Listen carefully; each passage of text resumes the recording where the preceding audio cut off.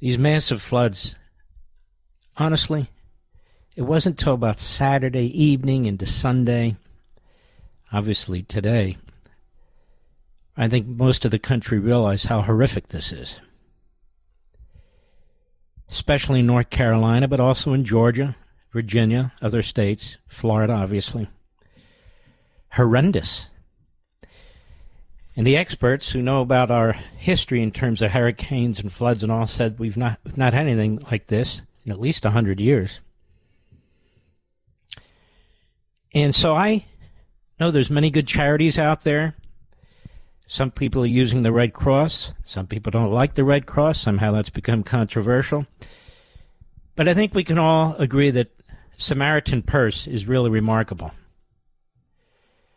Pastor Graham's organization.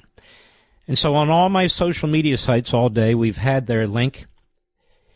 You can choose whatever charitable organization that you're comfortable with. I don't know much detail about Samaritan's Purse. All I know is they're always there, Johnny on the spot. And so I hope you'll do whatever you can. These people are desperate. It is horrendous. And I know the federal government talks about all the things they're doing. The fact of the matter is you can never do enough. It's SamaritansPurse.org. SAMARITANS Purse. Samaritan's Purse. Samaritans is plural. SamaritansPurse.org. And you'll see the link. Pray for those in Helena's path. And do that too. Those people are desperate. They have nothing. Absolutely nothing. I do want to say something, and I'm not politicizing anything. I observe things over the course of my life. I remember them. I digest them. I remember what happened with Katrina. The attacks against George W. Bush. He was on the spot in a helicopter within 48 hours. It was a horrendous hurricane. All the lives lost, the massive damage. The water systems didn't hold up. The damming systems didn't hold up. It's literally a city that's built below sea level. And so when you had this massive, massive hurricane, it destroyed so much in and around New Orleans. But nothing George Bush could do, no matter how much money, no matter how much he threw at it, nothing he could do could escape this horrendous criticism from the media and the Democrat Party. And at the time, it repulsed me very, very much. Remember the attack on this guy, quote-unquote, Brownie, the head of FEMA. It's always as if the media and the Democrats, they look for these opportunities to exploit. And then I look at this. This Hurricane Helene had been forecast for some while. Well, it was in the Atlantic and building, and their trajectory was pretty well known. It would hit in the Gulf area, the central north Gulf of Florida area, and then work its way up through the coast, not so much on the coastlines, but more and more in the interior of the United States. And many of these governors, this Governor DeSantis he is an absolute gem. Kemp doing a fantastic job, other governors doing a fantastic job. But I will tell you this. There is no excuse for the Vice President of the United States who wants to be President of the United States. No excuse whatsoever to be in Las Vegas, to be raising millions and millions of more dollars, knowing this hurricane's coming, not to get in front of this, not to, if you're not a leader, at least act like a leader. It took her 4 days, not until about an hour ago, did she wind up in FEMA headquarters patting all those folks on the back. We always get this response, well, they're on the phone. That's not what a leader does. They're not on the phone in the middle of a fundraising party. And that's what it was. Millionaires, oligarchs, big parties, let them eat cake as Rome burns. And this isn't her first time. Look at the border, the inhumanity, the anarchy, the chaos, the death, the rapes, the children, the fentanyl. AWOL again. AWOL for 3.5 years until she decides she wants to be president after they knock off Biden internally. And she goes to the border, literally 20 minutes. Then goes inside, gives a big speech about how she's really good. She knows the drug cartels. She'll get this damn thing fixed, and it's all Trump's fault. And there I'm thinking again, AWOL. Always pointing the finger at somebody else and something else. Always has an excuse. Always has an answer. But never does the right thing. She never does the right thing. She should have gotten on a plane, cut her fundraising short. How much money does she need? How much does she need? I guess a lot, because she needs to rebuild and create a fictionalized character of herself. The inhumanity to be hanging back there while people are suffering. You're the vice president of the United States. You want to be president. You have access to Air Force 2. You can go anywhere you want, whenever you want.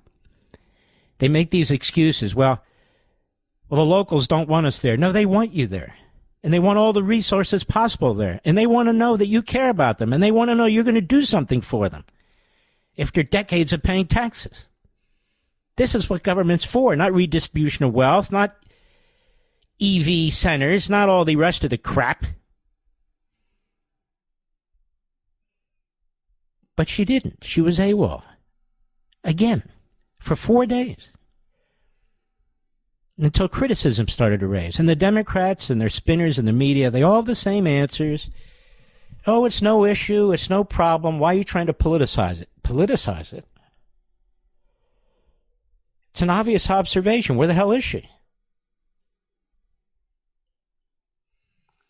Same with the border. These aren't leaders, America. We've had leaders. These aren't leaders. Where was Joe Biden? He was at Rehoboth Beach. But don't worry, he was on the phone. And today at 10, he's scheduled at 10:30. I think it wound up around 11. He's very busy. He gave some small speech about how everything will be available at all times and all places, and he's told the people to do X, Y, Z. And on Wednesday, he and Kamala will head down to one of the states, maybe North Carolina. Okay, great.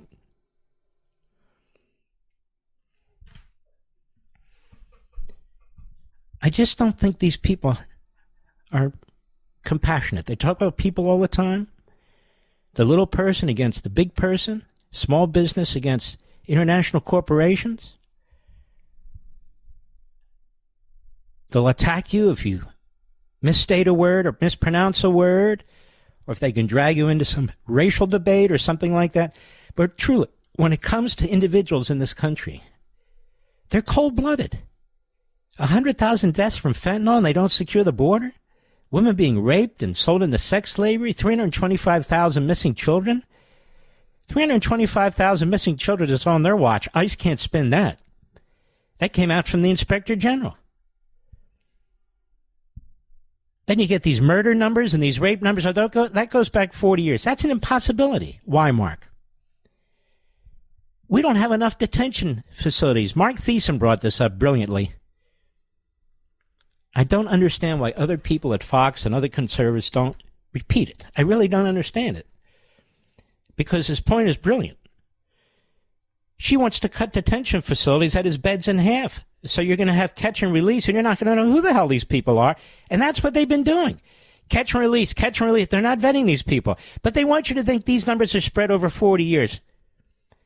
The vast majority of these numbers have to be during Harris and Biden. Because that's the vast majority, overwhelming, massive numbers of illegal aliens have come into this country. The terrorist numbers we see, it's tied directly to them. The missing children tied directly to them. And so they're just constantly throwing smoke at us, constantly spinning and twisting, constantly excusing themselves and then pointing fingers at somebody else. That's why I've said here, and I said on Fox over the weekend, Harry Truman was a Democrat. Harry Truman was a president. Of course, I don't always agree with everything he did, but there were things I do agree with. And he had that sign on his desk, the buck stops here. Kamala Harris doesn't have a sign on her desk, the buck stops here, and neither does Biden. We don't have an acting, fully engaged, fully competent president of the United States right now. He seems to have such a visceral anti-Semitic hate for Israel. That's all he ever talks about. I want a ceasefire. I want to cease. Israel's destroying the terrorist enemy that slaughtered Americans and American Marines.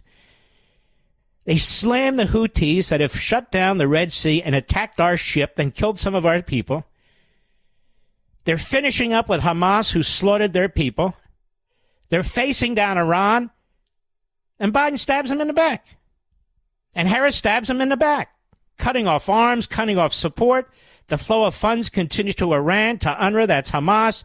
They continue to fund the Palestinian Authority, which is the old PLO.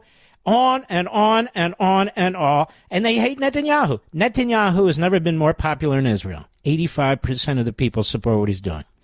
The majority in Israel, the Likud coalition, is now a massive majority. Netanyahu is loved in Israel, and by the way, he's loved in the United States. Harris and Biden are not. This is a horrendous act of nature. What's going on the border are Biden and Harris. It's not an act of nature. It's an act of a man and a woman. And the response that's taking place to this horrific flooding, the states have really stepped up. The governors have really stepped up. Volunteer and charitable organizations, firefighters, police, first responders have really stepped up. And by the way, as many federal responders as possible have stepped up too. But they've been leaderless. She's on the phone from Las Vegas at a fundraiser. Oh, okay, that's leadership. And Biden has to hurry back from Rehoboth Beach. He knows exactly what's going on. He watches the same weather channels that we do.